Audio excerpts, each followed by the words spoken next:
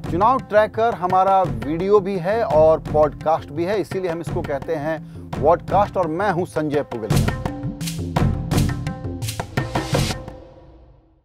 चुनाव का पहला दिन, पोलिंग का पहला दिन, जिस दिन की सबसे बड़ी खबर यह है कि पश्चिमी उत्तर प्रदेश, जो कि बीजेपी के लिए एक बहुत बड़ी लेबोरेटरी रही है, उस इलाके में हाई टर्नआउट हुआ है। खूब वो लोगों ने वोट डाले हैं, चाहे शहर हो या गांव। हालांकि पूरे देश में टर्नआउट हाई ही दिख रहा है और लोग इसका मतलब निकालना चाहते हैं। इसका मतलब कन्वेंशनली ये होता था कि अगर ज़्यादा टर्नआउट है तो शायद एंटी इनकम्बेंसी मूड है और बदलाव का वोट हो सकता है, लेकिन ये ज़रूरी नहीं है। कई चुनावों में हमने देखा है प्रो इनकम्बेंसी की भी लहर होती है और हाई टर्नआउट का फ़ायदा रूलिंग पार्टी को भी हो जाता है। लेकिन जो सबसे ज़्यादा दिल छूने वाली खबर है वो है कि जम्मू कश्मीर, बारामूला और जम्मू में खूब वोट पड़े हैं, जहां के बारे में डर लगता था कि शायद लोग वोट देने के लिए न निकलें क्योंकि एक अजीब तरीके का एलिनिएशन और नाराज़गी है वहां पर। लेकिन कश्मीरियों ने जमकर वोट डाला है, ये बहुत बड़ी बात है। जो लोग अलगाववाद का कॉल दे रहे थे कि वोटिंग का बहिष्कार करना है, वो बहिष्कार का कॉल नहीं चला है। जो लोग जम्मू कश्मीर के हालात को बिगाड़ करके पूरे देश में फ़ायदा उठाना चाहते थे, शायद उनकी भी चाल नहीं चली है। आज जहां जहां वोट पड़े हैं करीबन 91 कंस्टिट्यूएंसीज में, उनमें जो हाईलाइट एक और रहा है वो आंध्र प्रदेश, क्योंकि वहां असेंबली का भी चुनाव हो रहा है। उसमें इशू ये हुआ है कि असेंबली चुनाव में वायलेंस बहुत हुआ है। टीडीपी और जगन रेड्डी की वाईएसआर कांग्रेस के बीच में बड़ा कड़ा मुकाबला है और लोगों में लड़ाइयाँ हुई हैं। एक आदमी की तो मौत भी हो गई है जो बताते हैं कि टीडीपी का नेता है।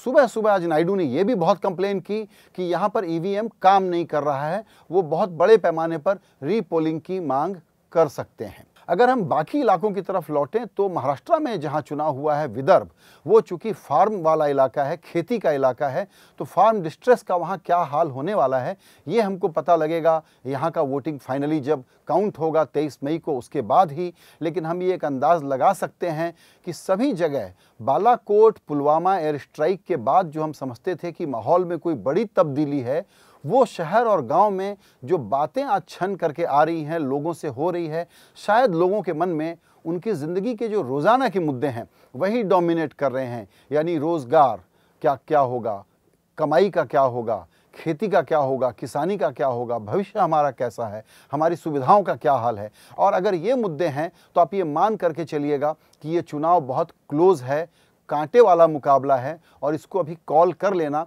कि फलां के लिए आसान है या दूसरे के लिए मुश्किल है, बहुत जल्दीबाजी होगी।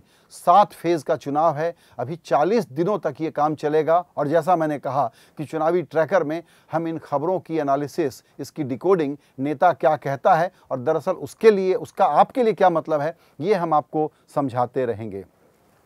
एक और घटना हुई जिस पर बहुत दिनों तक स्पेकुलेशन चला कि दिल्ली में आम आदमी पार्टी और कांग्रेस में समझौता होगा कि नहीं। ये कल समझौता नहीं होने की बात सामने आ गई, यानी यहाँ पर एक ट्रायंगुलर मुकाबला आप देखेंगे दिल्ली एनसीआर में।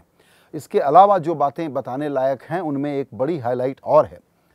कल दरअसल सुप्रीम कोर्ट से और चुनाव आयोग से बहुत सारी नेगेटिव खबरें आ गई बीजेपी के लिए, जिसमें एक खबर तो थी कि रफाल के मामले में जिसको आप चोरी का कागज़ कह रहे हैं, सुप्रीम कोर्ट उसको चोरी का नहीं मानेगा और उस कागज़ को रियल मान करके उस पर विचार करेगा। लेकिन दूसरी खबर थी नमो टीवी के बारे में और मोदी बायोपिक के बारे में, जिस पर रोक के बारे में चुनाव आयोग ने जिक्र किया। अब यहाँ पर सवाल ये है कि आप जिस तरह से कहावत है कण कण में भगवान, उसी तरह से चप्पे चप्पे में नमो को तो आप छोड़ नहीं सकते। आज इलेक्शन के बूथ में, पोलिंग बूथ में लोगों ने नमो फूड के डिब्बे बांटना शुरू कर दिए। उस पर भी चुनाव आयोग की तरफ से किसी अधिकारी ने कहा है कि हम इसकी जांच करेंगे।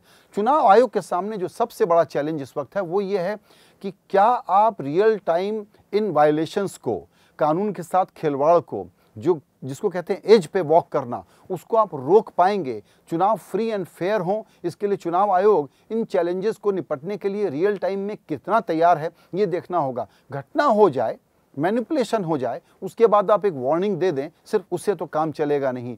चुनाव आयोग दरअसल बहुत ही चैलेंजिंग रोल में है और उसको अपनी क्रेडिबिलिटी एस्टैब्लिश करने के साथ साथ दिखने के लिए नहीं, ये इंश्योर करना पड़ेगा कि चुनाव वास्तव में फ्री एंड फेयर हो रहे हैं कि नहीं हो रहे हैं। चलते चलते ये बताना भी अहम होगा, क्योंकि आज सोनिया गांधी ने रायबरेली से अपना पर्चा भरा है और अमेठी से स्मृति ईरानी ने अपना पर्चा भरा और योगी आदित्यनाथ के साथ एक रोड शो निकाला। इसके अलावा नरेंद्र मोदी आज रैली करते रहे और भागलपुर में रैली की, जहां उनकी थीम जाहिर है कि नेशनल सिक्योरिटी और टेरर पर उनका फोकस बना रहा। लेकिन जो बात सोनिया गांधी और स्मृति ईरानी की रैली से निकल करके आई है वो ये है कि अमेठी और रायबरेली परिवार की इस सीट पर आप बहुत ही जंगी मुकाबला देखेंगे, बहुत ही घनघोर कंपटीशन देखेंगे आने वाले दिनों में। जब वहां पोलिंग हो रही होगी तब तक का प्रचार वहां पर काफ़ी कड़वा हो सकता है। तो ये थी बड़ी खबरें और उनका क्या मतलब है, ये हमने आपको बताने की कोशिश की। चुनाव के रिजल्ट आने तक और नई सरकार बनने तक चुनाव ट्रैकर में हम आपको बड़ी खबरें और उनका मतलब बताते रहेंगे। खास पेशकश हम इसको इसलिए कह रहे हैं कि ये 2 फॉर्मेट में है, ये वीडियो भी है और ये पॉडकास्ट भी है। इसीलिए हम कहते हैं हमारे चुनाव ट्रैकर को कि ये हमारा वॉडकास्ट है। मैं संजय पुगलिया आज यहीं इजाज़त लेता हूं।